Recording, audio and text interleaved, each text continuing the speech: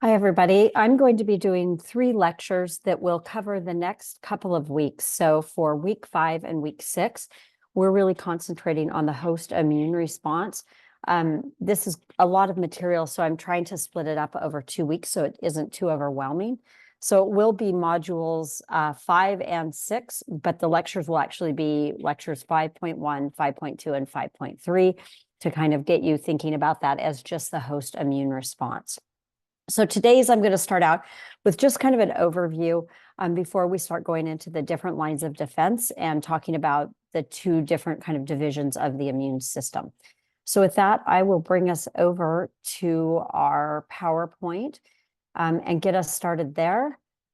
In this particular part, we're going to be talking about the host immune responses, but as I said, we're really looking at this from an overview perspective in this first lecture, mainly talking about some factors that would play into the picture if you were to be infected or exposed to a virus. These aren't necessarily immune system responses, although we'll talk about some that we'll get into in more detail in later lectures. So for this one, the learning objectives include that you should know the 3 parts of the disease triangle, and this is true even if we were talking about a non-infectious disease or an infectious disease, and we'll talk briefly about that. You should also know the factors that can affect resistance to infection. So maybe you're one of those people, or you are around people who, no matter how much they get exposed to things, they manage to somehow not get sick. And maybe you know people who are the opposite. Whenever something is around, they tend to get sick. And we'll talk about some of the different factors that could influence that.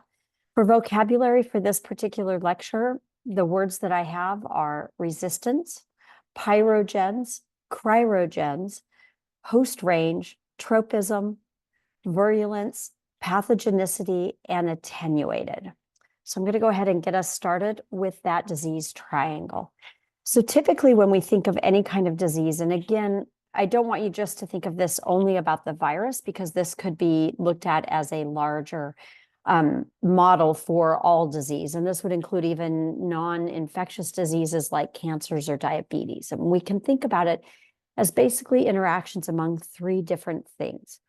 In this case, what we're looking at is an interaction of the host, right? Somebody who gets sick, an environment, right? A favorable environment where they would be exposed to this particular agent, and then the agent that's causing the disease, so the virus in this case. But you could think of this in terms of things like maybe lung cancer, that we could think of, instead of a virus, we could think of that as cigarette smoking, and a favorable environment, meaning that maybe they're around it all the time, even if they're not a smoker. So thinking about those things is important as we think about disease.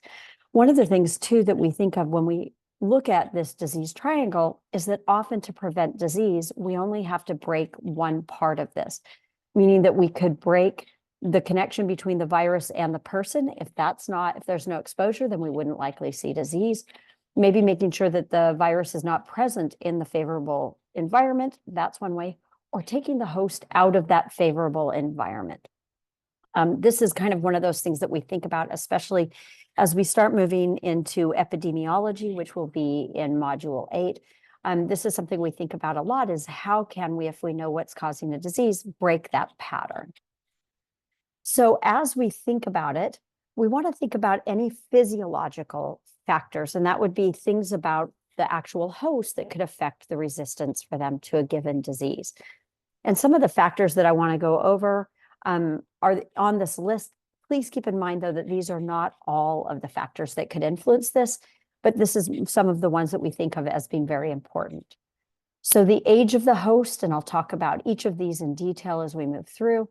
Nutrition. Nutrition is important on keeping the body healthy, that allows one to have a better chance of fighting off infection. Hormones can play a role in whether or not we have the ability to fight off an infection. Also, the body's natural ability to go into a fever state, and we'll talk about this especially next, in the next lecture, about what the advantages or the benefit is to the host of having a mild to moderate fever when you've been exposed to an infectious agent. We'll also talk about some special cases where genetic factors, that some people are genetically predisposed to not become infected by certain viruses. And there's been a lot of research done on this with HIV, that there is a percentage of the population that is actually immune to HIV. And we'll talk about that not only in this lecture, but when we get into HIV specifically.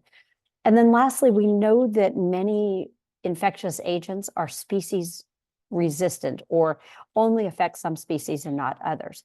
What we're starting to see is that sometimes a virus or a bacteria can expand its host range, meaning that it maybe was just found in one species, and now through mutation, it's managed to be able to infect other species. And we'll especially start talking about that as we talk about things like the avian flu or swine flu, but also the coronaviruses that we know have made this jump from species. So let's go ahead and go through each of these, talking about each of these different factors and where we see kind of strengths or weaknesses for a given host. In age, we typically think of newborns and the elderly as the most vulnerable. So the very, very young and the very, very old.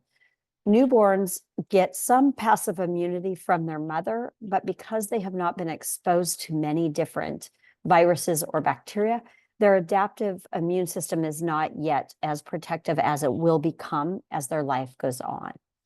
With the elderly, what we see is that the immune system, along with pretty much every other organ system in the body, becomes less efficient as we age.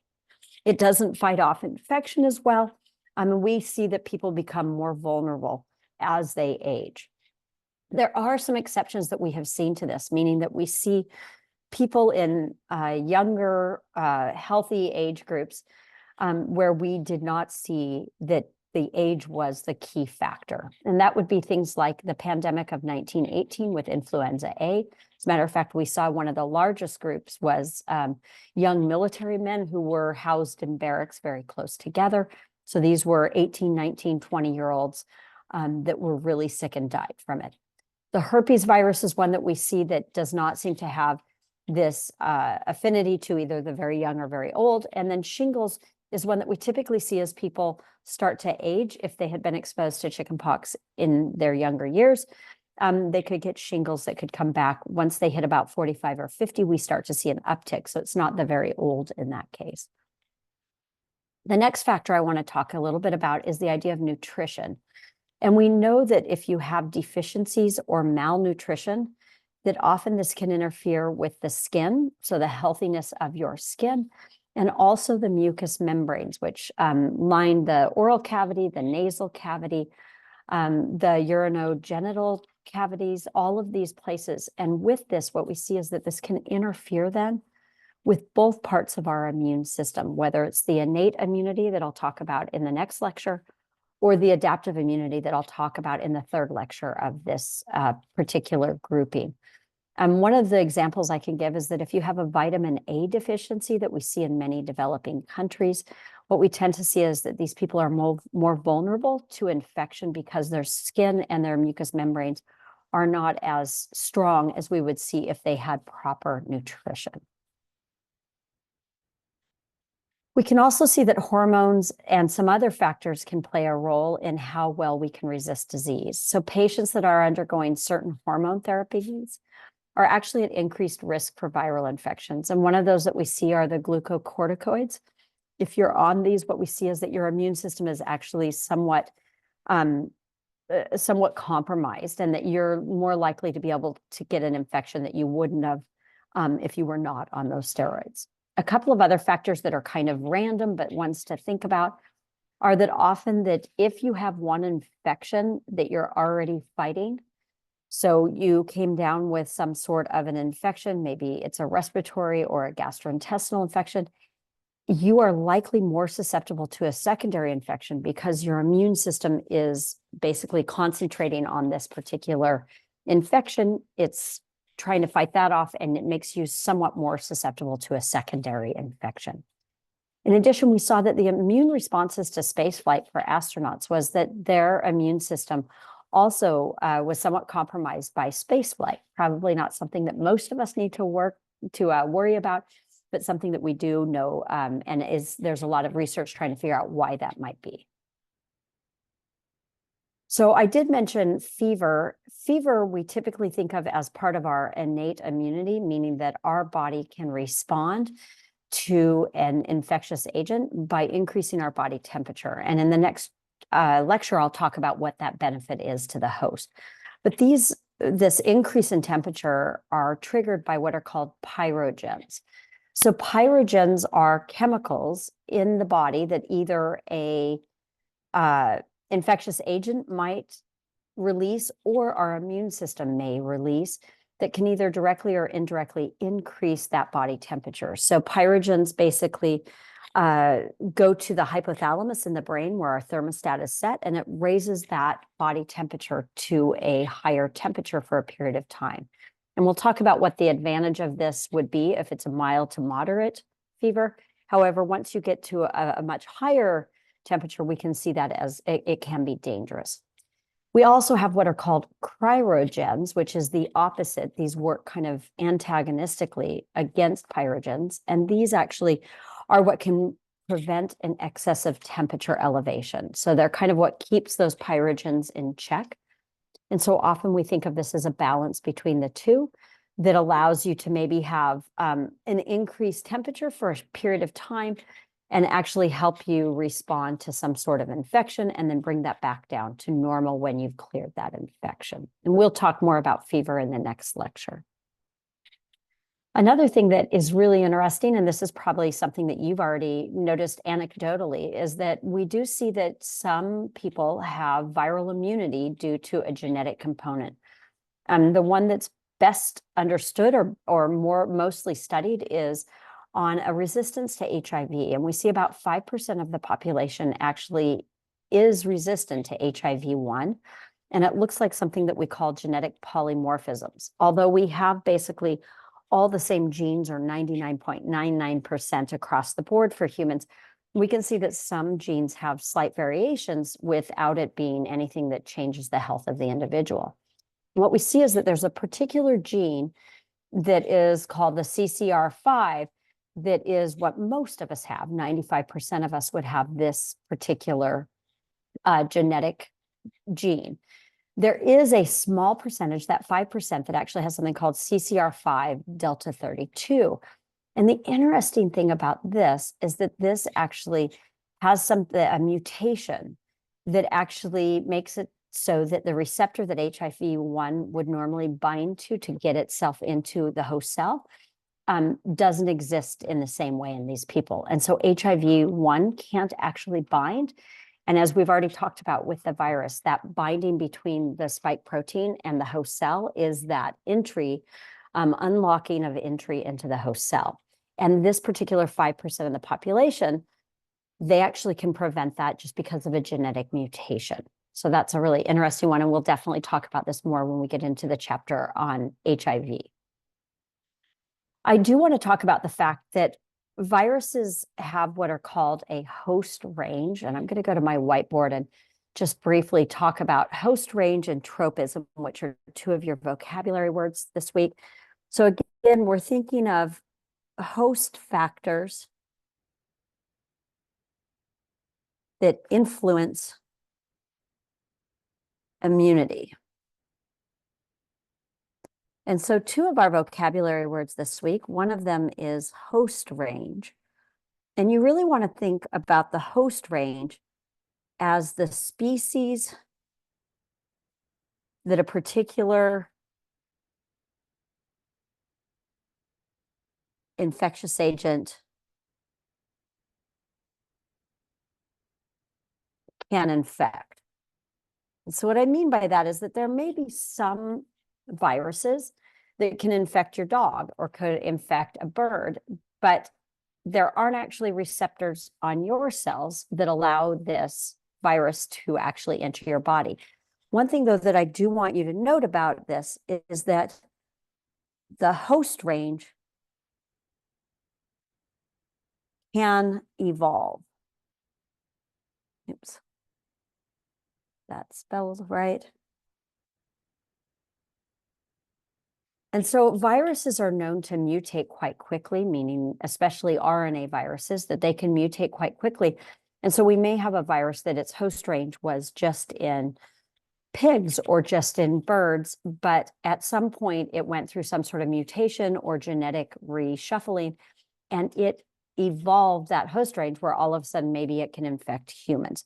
So keep in mind that although we think of host range as defining the species that a particular infectious agent can infect, this can evolve over time, and it could increase the number of hosts that a particular virus could infect. The second term that I'm going to talk about is something called tropism. And this is actually the tissue, so tissues within a host that an infectious agent can infect. So what do I mean by this? So my best example of this is that if somebody with influenza came along and they sneezed on my foot, so my foot is barefoot and they sneeze all over it, I don't touch it, I don't really breathe in the air around it, but they actually sneezed on my foot, it is unlikely that I could get influenza from that because there are not the receptors on my skin of my foot. But if they were to sneeze in my face and that virus particles was to get into my mucous membranes of my nasal passages, those tissues have the receptors that influenza could bind to. So tropism is really looking within a given host, what tissues could it cause an infection in? And so keep in mind that host range is looking at the whole species. Tropism is actually looking at the tissues within a species. So hopefully that's helpful. We'll go back to our slides and finish up with that. So as I said, the host range is that range of species that can act as a host for a virus. And so for this, what we think about is often those virus receptor interactions, right? Does it have a receptor that spike protein will allow it to bind to? And some species lack receptors for a particular virus to bind to, which means that they are by nature immune to it because there is no way for the virus to get into the cells of that. We can also see that there can be intracellular host factors, meaning that there's something inside the host cells that even if the virus can bind, that it can't actually survive within that. So that's what we think about with host range. Tropism, as I said, is the preference of that pathogen for a specific tissue within the host. And so most microbes, especially virus, exhibit some level of tropism, meaning, again, that they are able to bind particular tissues within a host, but not all the tissues. Keep in mind, though, that tropism is similar to host range. This factor can also change over time. So maybe it originally could only bind to things in the nasal passages in the mouth, but then we see that it evolves to the point where it can actually bind to things in the ocular or the eye area. We do see that most of those emerging pathogens, so things like the coronavirus, have somehow expanded either their host or tissue range to be able to infect humans. And that's where we start to see these new emerging viruses as ones that likely have increased their host range and possibly the tropism. I want to just go over a little bit more vocabulary in this one. We'll talk about this as we move through. Pathogenicity is the ability of a microbe to cause disease. So the higher the pathogenicity, the more likely that microbe is to cause disease in a person. And virulence is describing how bad of a disease it causes, the degree or extent to which that disease causes. So you could have something that has very high pathogenicity that's very easy to cause disease, but it may not be very virulent. It may not cause a lot of a huge degree of disease from it. Or we could have the opposite, right? Something that's very virulent, we would expect to cause very serious disease. And usually that's based off of what we talked about in the last lecture, which was virulence factors. These are different things that pathogens have that allow them to overcome our defenses. So some examples that we can think of is features that let that microbe adhere to host cells. So spike proteins would fall into that. Invading host tissues. Remember, we talked about the fact that viruses are intracellular pathogens. So that's a virulence factor that they can get into the host cells. And then their ability to evade the immune system is also a virulence factor. We generally think that virulence factors are often linked to the transmission of the infectious agent. For example, most of the sexually transmitted infections, most of those pathogens evolve virulence factors that allow them to be infectious, but little to no symptoms, which means the person who then has that STI doesn't know that they have the infection, and they're more likely to pass it on than somebody who had lots and lots of symptoms and they recognize that they had an illness. So these virulence factors are often linked to that transmission. So when we think about pathogens, not all pathogens are equally virulent. And when we think about what lasts or what pathogen can stay in a population for a long time, we want to think about what is a good set of factors for a host, for a pathogen to actually persist in a population. So it has to endure over time, meaning that it lasts a long period of time within a population. And it has to find a balance between causing infection and living within an individual host without making them so sick or dying that the virus then cannot be passed on. And so ones that are not very good at sticking around in a population are agents that are transmitted from person to person and kill that host really quickly. Because if they kill them too quickly, what we see is we don't see this then spreading widely. So ones that don't last long in populations often have a high mortality outbreak. They're often short in duration, the actual infection, and often they're geographically isolated. And one that I think of that comes to mind as I think about these characteristics would be Ebola, right? Has a very high mortality outbreak. It doesn't last very long. People die within usually a week to 10 days. And generally speaking, we see it in these small, geographically isolated villages in Africa that it burns itself out. And in that case, then it doesn't persist in the population. Coronavirus, on the other hand, especially SARS-CoV-2, had the ability to do exactly what we said for a pathogen to persist in a population. It's managed to endure over a very long period of time of many, many people getting sick.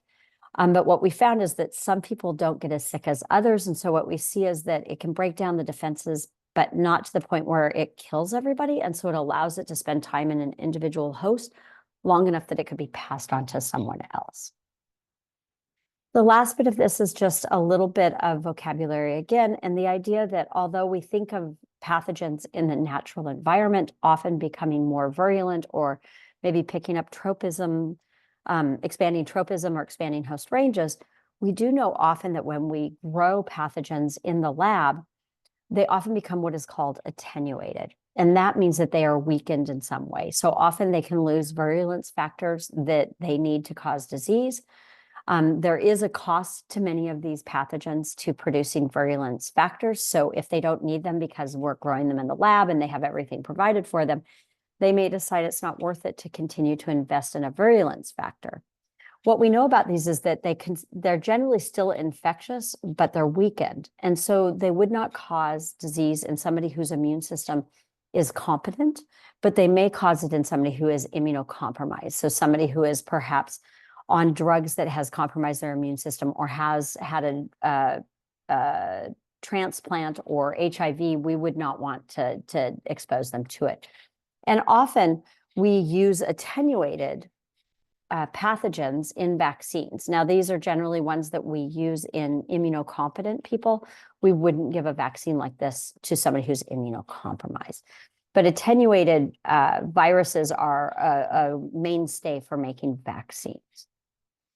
With that, I'll finish on our checking in. So feel free to close this down or turn it off for just a second while you write down the answers or check yourself before turning it back on for me to answer the questions.